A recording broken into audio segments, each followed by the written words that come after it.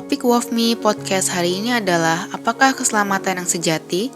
Keselamatan yang sejati itu berarti memiliki karakter dan gaya hidup yang sama seperti Yesus Kristus. Pada saat kita sungguh-sungguh memiliki Yesus Kristus di dalam diri kita dan benar diselamatkan olehnya, maka karakter dan juga gaya hidup seperti Yesus Kristus akan terlihat di dalam diri kita dan memancar keluar. Orang lain akan memberikan kesaksian bahwa ada Yesus Kristus di dalam diri kita. Sebuah keselamatan tanpa adanya karakter dan gaya hidup Yesus Kristus adalah sebuah dusta. Itu adalah roh agamawi.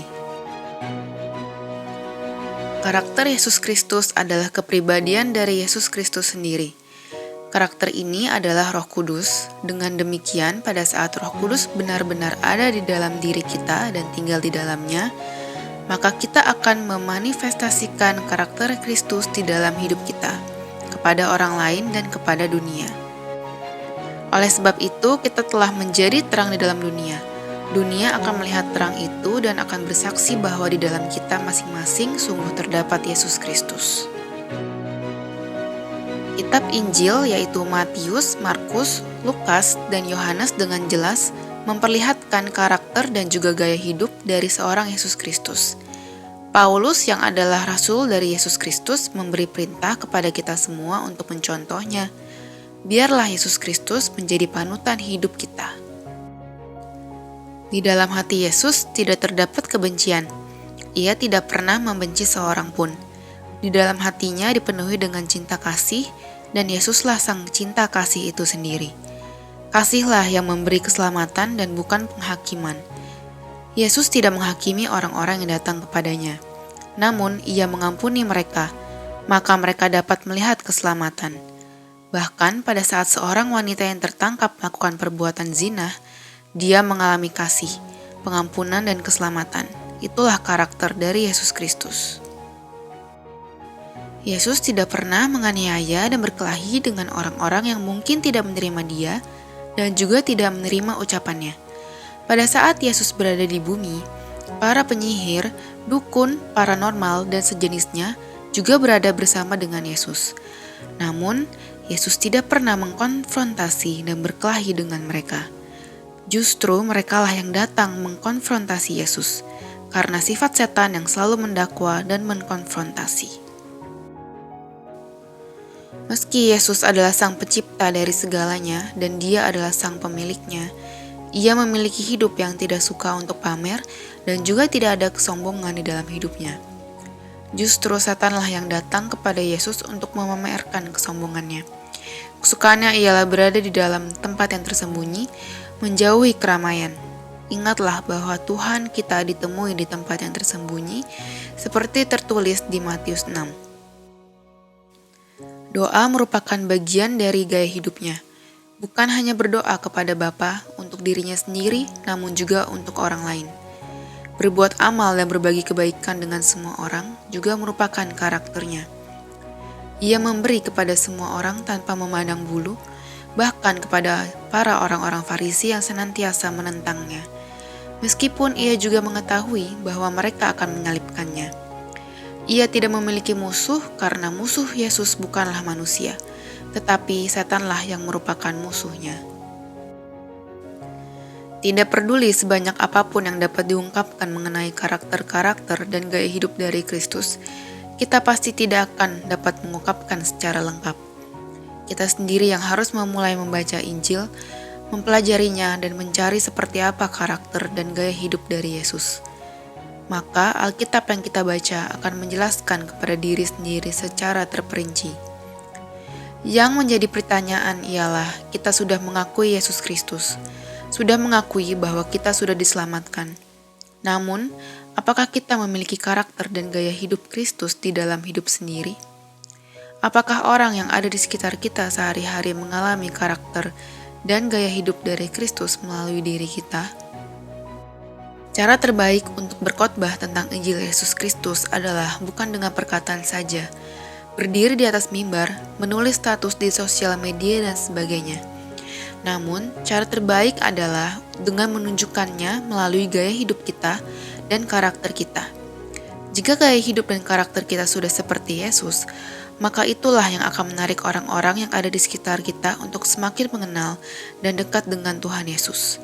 Dan itu bukan dari perkataan, namun dari tindakan kita. Tindakan berbicara lebih keras dari perkataan. Inti dari keselamatan yang sesungguhnya adalah bukan hanya mengenai perpuluhan, pengorbanan, persembahan, datang ke gereja, mengaku sebagai orang Kristen, mengaku kita sudah selamat, berkat, khotbah, dan sebagainya. Namun, kita memiliki dan memancarkan karakter dan gaya hidup Yesus Kristus kepada orang lain, kepada dunia, dan bahkan kepada seluruh makhluk ciptaan Tuhan. Di dunia kekristenan saat ini terdapat pandemik, di mana banyak orang mengaku Yesus Kristus, menyatakan keselamatan, tetapi karakter dan gaya hidup mereka sangat bertolak belakang dengan Yesus sendiri. Banyak yang terjadi pada saat ini bahwa kasih merupakan bahasa yang asing, karena kebencian memenuhi hati mereka. Pengampunan hanya menjadi sebuah kata yang mereka baca dari Alkitab. Mereka adalah pembuat kekacauan, bukan pembawa damai. Mereka pergi dan menimbulkan berbagai macam perkelahian dan perbantahan dengan semua orang yang tidak sejalan dengan mereka. Gaya hidup mereka ialah suka pamer dan dipenuhi kesombongan. Doa mereka tidak lain hanya supaya Tuhan menghakimi dan bahkan mengutuk orang lain. Perkataan mereka dipenuhi dengan kejijikan dan sumpah serapah. Keangkuhan mengontrol mereka dan mereka sangat cepat untuk berbuat apa yang jahat, bukan apa yang baik. Dapatkah pohon anggur menghasilkan buah jeruk? Dapatkah seseorang memakan kacang lalu memuntahkan daging? Pohon pastilah akan menghasilkan buah sesuai dengan sifat alamnya. Kalau begitu, mengapa seorang mengaku Yesus Kristus, mengakui keselamatan namun karakter dan gaya hidup mereka sangat bertolak belakang dengan apa yang dilakukan oleh Yesus? Itu karena mereka telah menolak Yesus Kristus.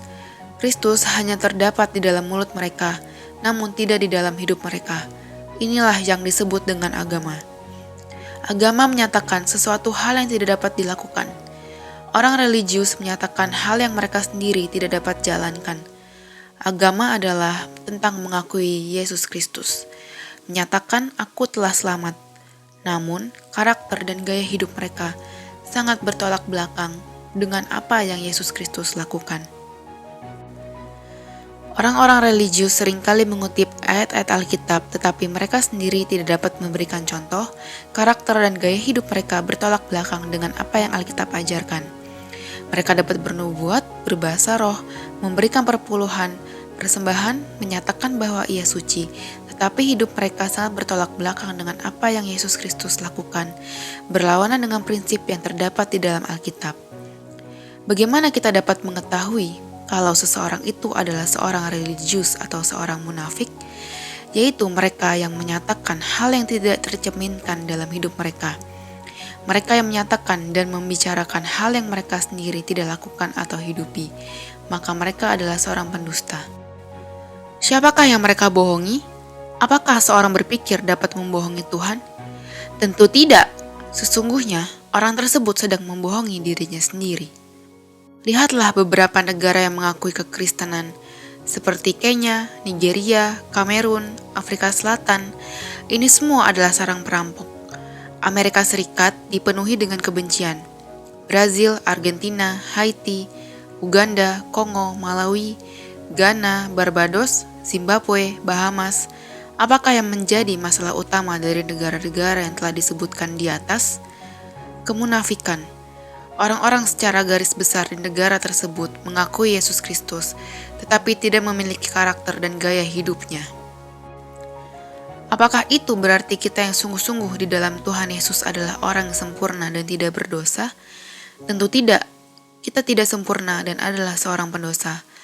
Namun memiliki karakter seperti Tuhan, yaitu pertobatan. Pertobatan harus menjadi karakter dan gaya hidup kita. Hanya orang yang sungguh-sungguh berada di dalam Yesus yang dapat meminta pengampunan dari sesama manusia dan bertekuk lutut kepada Tuhan untuk mengakui dan menyatakan dosanya, lalu meminta pengampunan dari Tuhan. Kejarlah untuk selalu berusaha hidup dalam jalan kebenaran.